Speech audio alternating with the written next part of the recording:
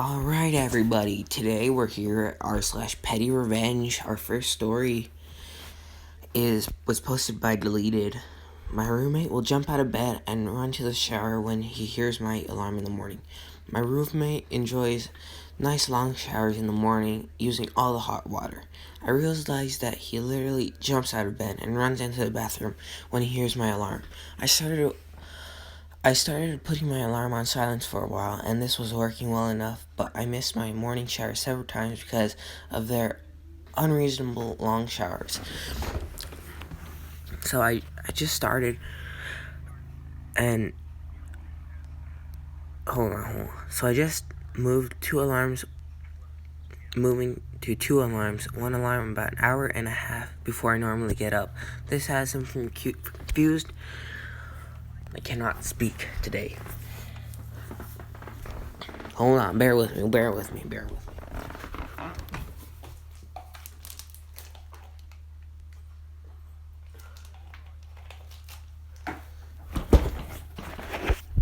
Okay, alright, I'm back. So I started moving to two alarms, one alarm about an hour and a half before I normally get up. This has caused him for about 2 weeks to get up really early, run the hot water out, and be out with enough time for it to be warm again. Small victories are nice. Edit. Is it impossible to run out of hot water? Never mind, I'm not reading that. Small revenge against hoarders. It's gonna have to be fun. Hold on, guys. Hold on. Bear with me.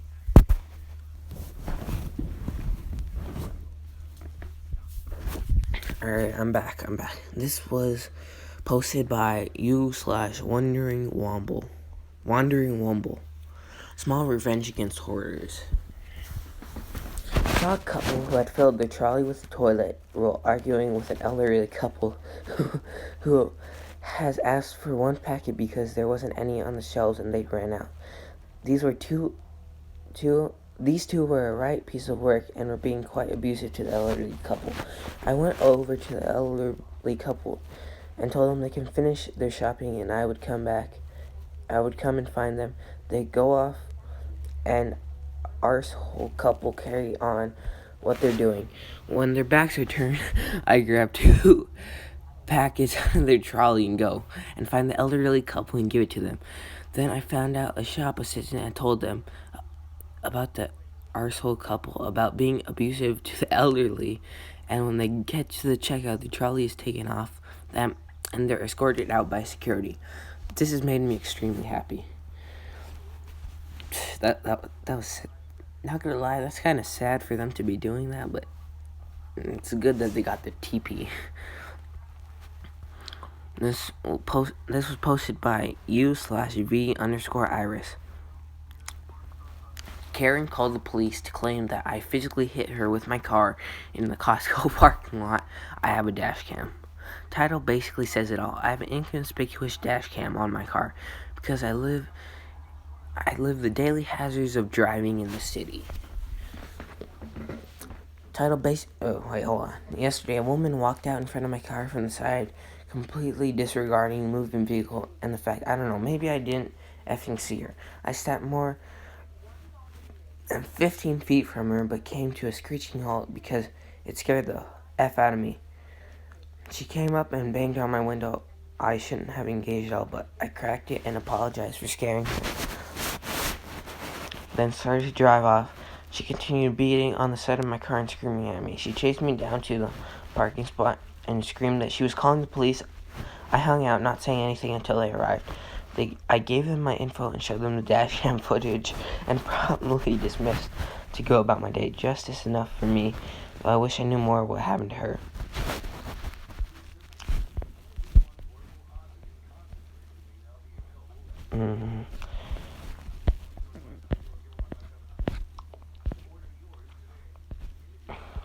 This post was posted by u/my cat is a sandwich. This might be an April Fool's joke, I don't know. Kicking my legs into the table, say goodbye to your save data. This story happened about 15 years ago, so all the details are slightly murky in my memory.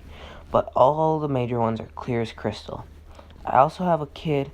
At the time, looking back, I realized I may have behaved like a bit of a D, but the spirit of petty revenge is still there in my past actions, so why not tell this story?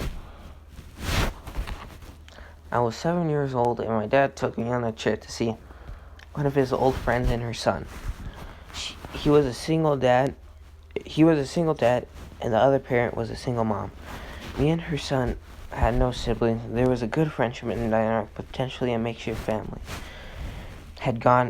If things had gone a certain way, but that's not relevant here. My dad's friend's son, who we shall call Jake, he was 11 or 12 at the time. Despite the age difference, we got on pretty well. On to the revenge story.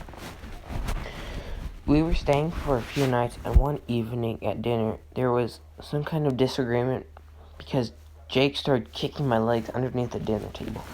Not sure if he had practiced at this before, because if he could do it without moving his upper body an inch, and so every time I grimaced at pain to the kick of the shin, both parents thought I was just pulling a tantrum or seeking attention or something similar. Every time he kicked me, I voiced my protest, telling him to stop kicking me, but he continued. I tried appealing to the parents to get him to stop, but because they also didn't see his body moving at all, they thought I was the one being difficult and just told me to behave. Eventually, I managed to finish the food on my plate and asked to be excused from the table. I was permitted to leave and spent the evening nursing my bruised legs and brooding over the injustice I had just experienced. My child brain wanted some way to get back at Jake for his shenanigans, but progress on a revenge plans was slow because I had never decided to seek vengeance before. I wasn't a malicious kid most of the time. As it turned out, my opportunity presented itself the very next day.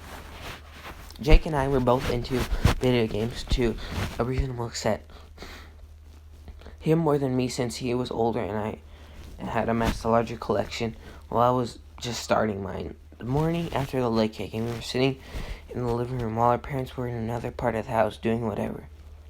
I sat on the sofa while Jake sat across in the room in the armchair. I was watching TV, the Batman animated series, I believe, and he was playing on his Game Boy Advance, the original, the SP. Being a conversational child, I tried to ask him questions about what he was playing and why he liked the game.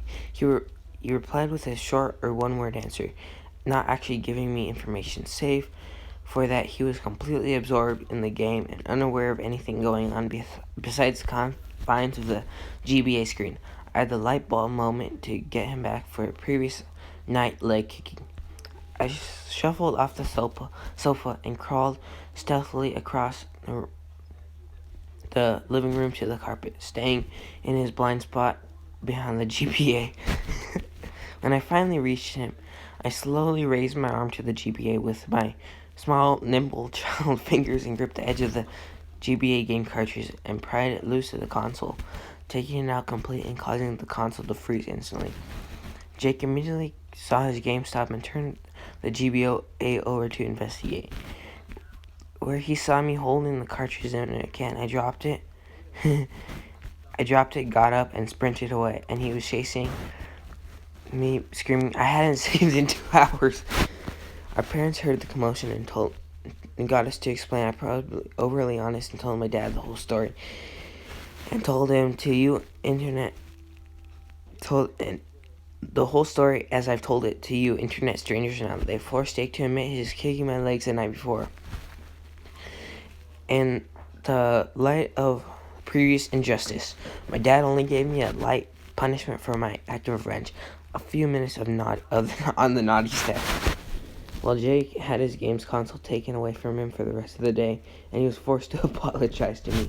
I spent the time on the naughty step triumphantly smiling and reveling in the satisfaction of my pettiness. This was the only major conflict me and Jake ever had. Otherwise, we were pretty good friends, but we fell out of contact as our parents fell out of contact with each other. I haven't seen him in years. Jake, if you're out there, I hope you're doing well and managed to complete the game you were playing, but don't go kicking people's legs under the table. Alright everyone, thank you for watching this video. Please like and subscribe. Our like goal is 2. I'll be giving myself the first like. Now, one of you lucky viewers can do the second one. Thanks for watching.